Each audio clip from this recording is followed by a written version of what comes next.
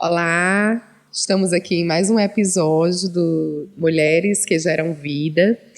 Estamos hoje com a presença da irmã Odileia Rocha. Muito obrigada, Odileia, por vir conversar conosco. E nós queremos, conhecê-la, saber o que Deus tem feito na sua vida, tá certo? Nós ficamos sabendo, acompanhamos, oramos por você. Você passou por um problema de saúde. Gostaria que você contasse para nós. Amém. Eu que agradeço o convite, de estar podendo compartilhar a minha experiência. E a minha história aconteceu em 2020. No auge da pandemia, eu comecei a sentir algumas alterações na minha mama. E me preocupei, fui ao médico. E quando eu fui em 2020, não tinha dado nada. O médico fez uma ultrassom na clínica mesmo, ele disse que ela não me preocupasse, que esse nódulo era um resquício ainda da amamentação, e me deixou bem tranquila.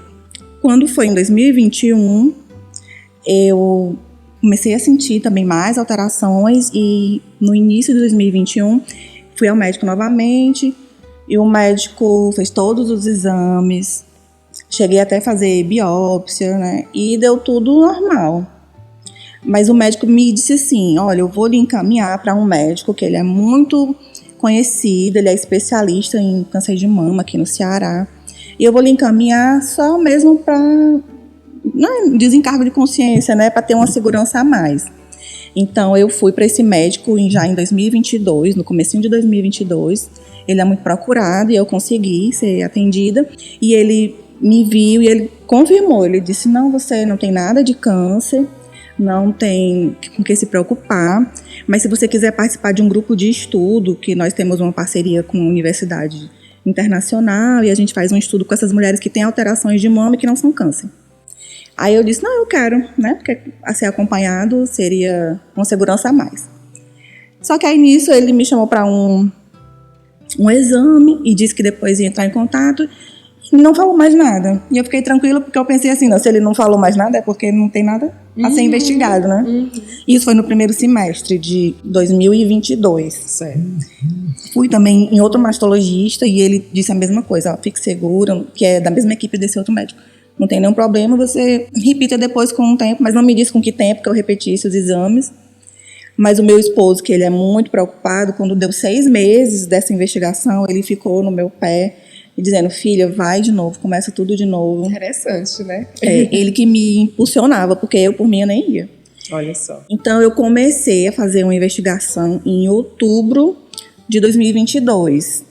No dia que eu fui para o médico, a minha mãe já estava fazendo investigação. No dia que eu fui para esse médico, saiu a biópsia dela e deu câncer de mama, na minha mãe.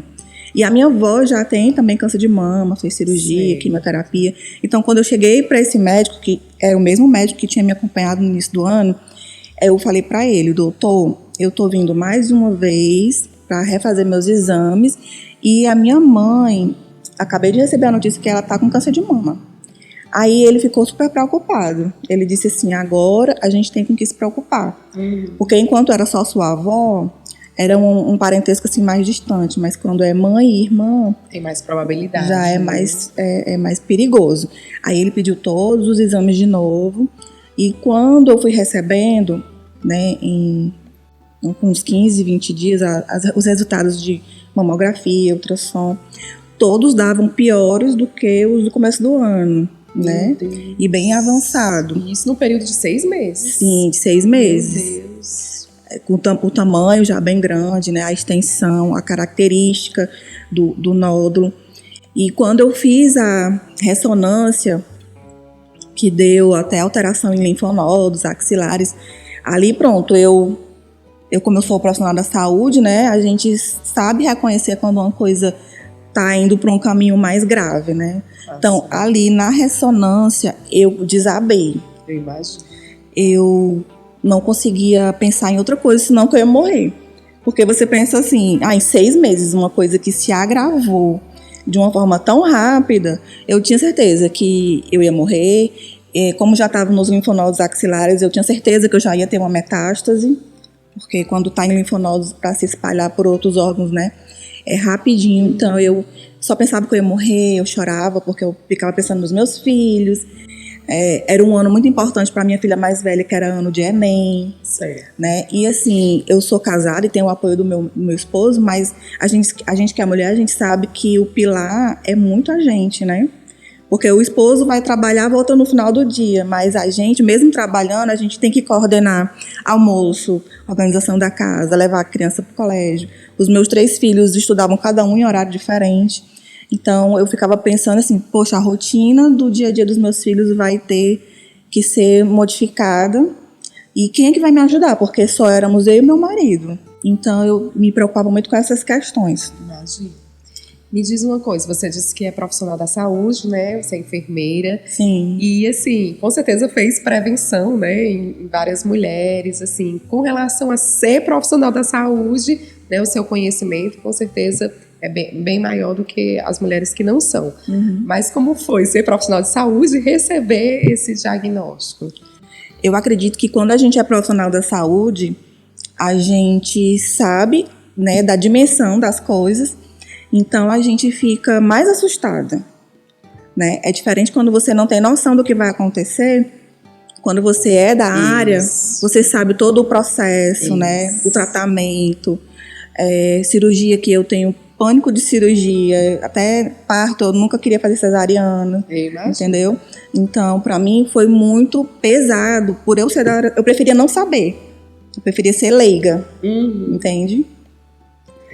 Então, assim, nesse início, antes mesmo da biópsia, eu fiquei arrasada, eu chorava, eu não conseguia nem dirigir, porque os meus olhos não se abriam de tantas lágrimas, eu chorava tanto que, desde que eu fiquei assim, o meu esposo nem deixava eu andar sozinho, porque ele sabia que eu ia ficar chorando, né? Porém, foi assim, questão de 1 semana e meia isso. Porque eu me apeguei com o Senhor. Amém. E eu reconheci que eu precisava passar por esse processo, porque senão eu não teria passado. Como é que em 6 meses uma coisa se alastrou dessa forma?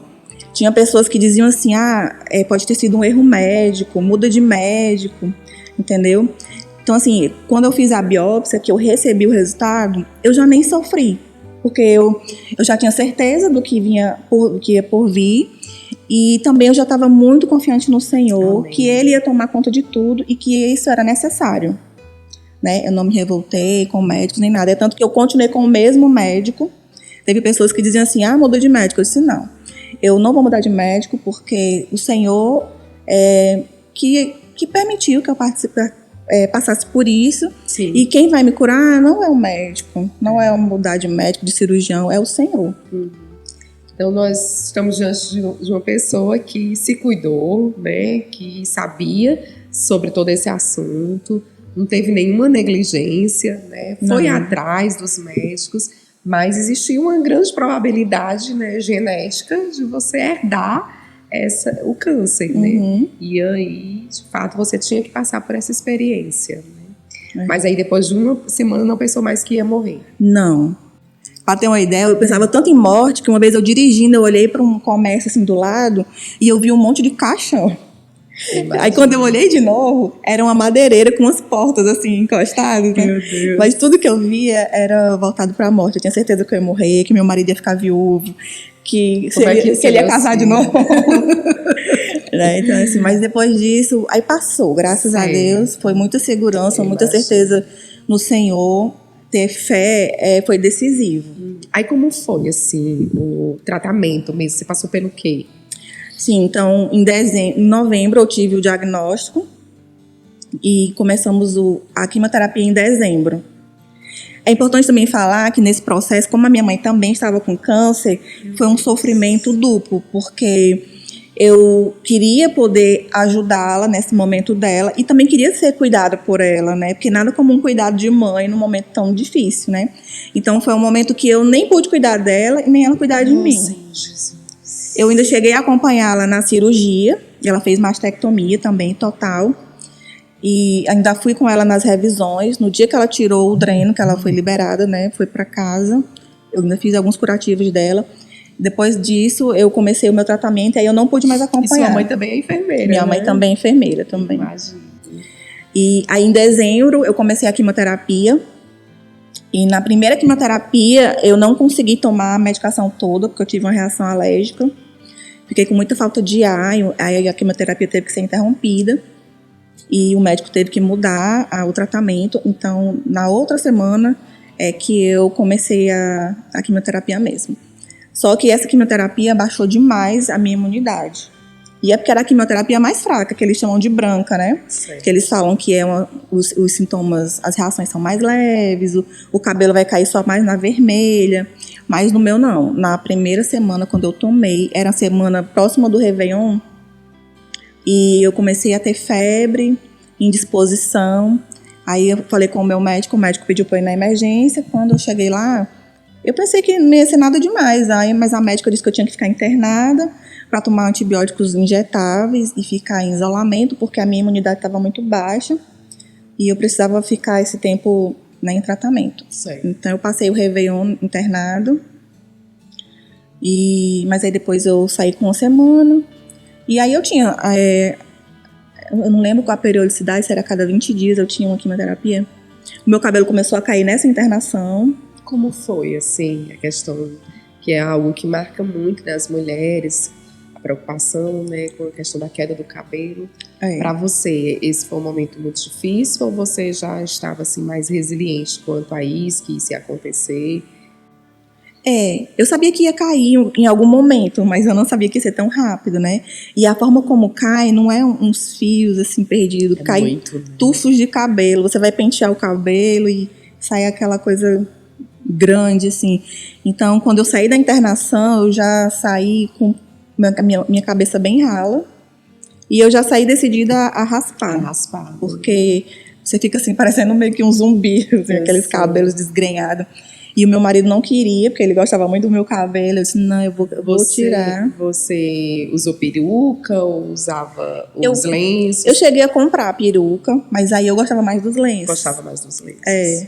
Eu achava mais assim, suave, menos quente. E assim, e esteticamente eu gostava muito dos lenços. Qual foi o momento assim mais difícil? Foi o momento do diagnóstico, foi o momento do tratamento, qual foi o momento assim que você realmente constata, evidencia que foi o momento mais difícil? Foi esse momento inicial mesmo? Eu costumo pensar que o momento mais difícil foi a cirurgia. Porém, quando eu volto, né, nas lembranças, eu lembro que o período da quimioterapia foi um período que Deus mais esteve comigo, assim, presente mesmo, de me segurar, de eu ouvir a voz de Deus. O Espírito Santo falava para mim tudo que eu ia fazer. Detalhes pequenos, como cuidado da casa, cuidado dos filhos, até encontrar uma agulha. Eu lembro que eu tenho um ateliê de costura. Até encontrar uma agulha, ele dizia, tá na prateleira tal, na caixinha tal. Quando eu botava a mão, eu encontrava. Detalhes como lavar uma roupa. Ele me assoprava, não escutava uma voz, mas vinha ideias que não eram minhas, me ensinando várias coisas. O Espírito Santo me chamava para orar nas madrugadas, que era uma coisa que eu não tinha esse hábito. Então essa dor, né, se transformou nesse encontro realmente assim, Sim. de uma maneira mais forte com o Senhor, Sim. né? Sendo guiada pela unção. Sim.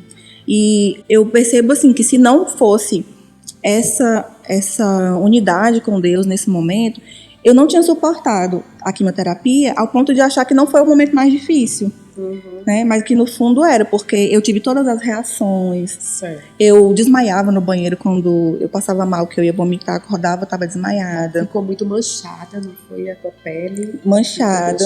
Eu fiquei com fungos na garganta, que doía, não podia comer. Tudo que as reações que se tem numa quimioterapia eu pude ter. Mas aí tu chegou a fazer a vermelha? Fiz a vermelha também. Aí fez a mastectomia total? Foi. Aí em julho eu fiz a cirurgia, a mastectomia, que também para mim... Em uma mama? Em uma mama. O câncer só ficou nessa mama? Foi. Eu tinha um nódulo na esquerda, mas o médico fez uma biópsia, né? Na hora da cirurgia da direita, ele retirou o nódulo da esquerda, mas era benigno, não tinha nada não. Certo. E você fez como que chama? Reconstrução. Reconstrução? Já Sim, saiu com ela? Fiz né? reconstrução. E depois, teve alguma reação, alguma situação difícil depois da cirurgia? Eu fiquei com muita dor, porque quando eles mexem na axila, os médicos acabam mexendo em alguns nervos que eles dizem que não podem ser, eles não são seletivos, eles não têm como ir com certeza que não vai mexer, né? Então eu fiquei com uma neuropatia. Sei. Então, para fazer as atividades diárias, colocar o sutiã, Eu sinto, essas coisas, eu sinto assim, dores, aí eu tive que fazer amplitudes fisioterapia. maiores, assim, Eu difícil, tenho uma né? restrição para pegar no armário. Eu faço, mas eu sinto dor, Sei. né? Mas assim, graças a Deus eu consigo dirigir. Eu tinha muita preocupação de não conseguir dirigir, né? As minhas atividades do dia a dia eu consigo fazer bem. Sei. Nesse período todo, você encontrou várias pessoas, é um mundo novo também, né? Agora você era uma paciente, e aí você deu depoimentos, né? Eu me lembro bem que você deu alguns depoimentos no seu Instagram, nas suas redes sociais, e teve alguma situação assim que te marcou, assim, que você pôde gerar vida, ajudou alguém, né? Que já estava passando por aquele momento e você também já tinha vencido, né? Algumas circunstâncias? Sim, eu tive contato com pessoas até de fora do Brasil. Nossa. E essas pessoas vinham falar comigo por curiosidade da doença, porque as pessoas são curiosas quando você está em algum sofrimento. E quando você começa a falar do Senhor com tanta ênfase, com tanta fé, elas ficam admiradas. E aí elas passam a manter contato com você, já não pela doença, né? Mas sim pela demonstração de fé. Elas ficam agradecidas, ficam dizendo que o seu problema está motivando elas a prosseguir. Então, teve pessoas também que tinham outros tipos de câncer e que vinham conversar comigo, a gente compartilhava das mesmas dores, mas eu sempre falava da questão espiritual, né, acima de tudo. Então, muitas pessoas falaram que eu ajudei. Amém. Né, e foi muito bom.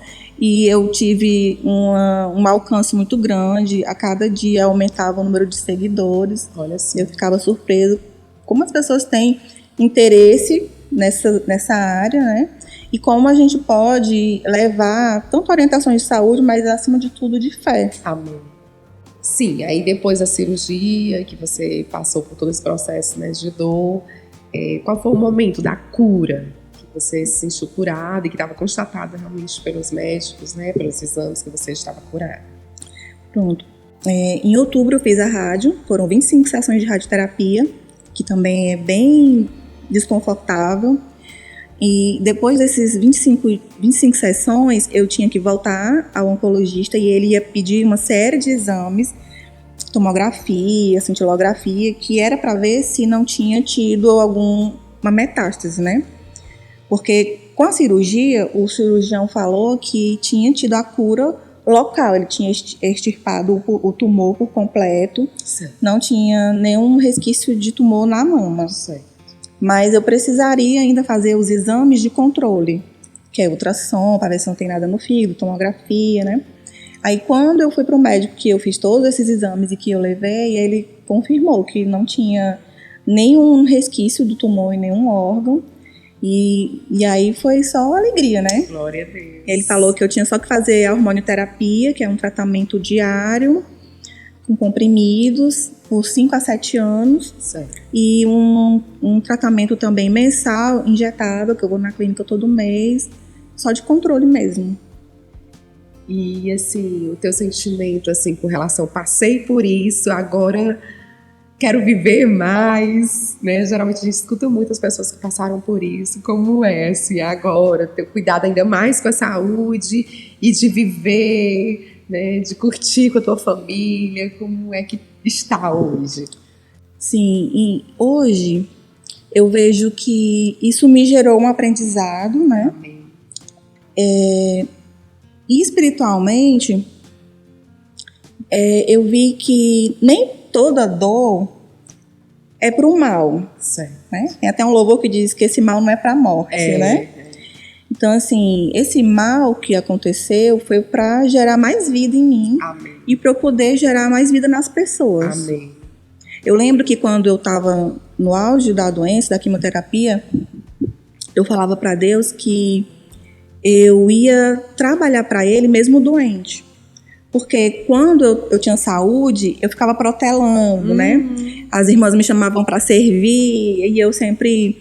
Eu tinha vontade, mas no primeiro empecilho eu fraquejava, né? Eu dizia, não vou poder ir por conta disso e daquilo outro.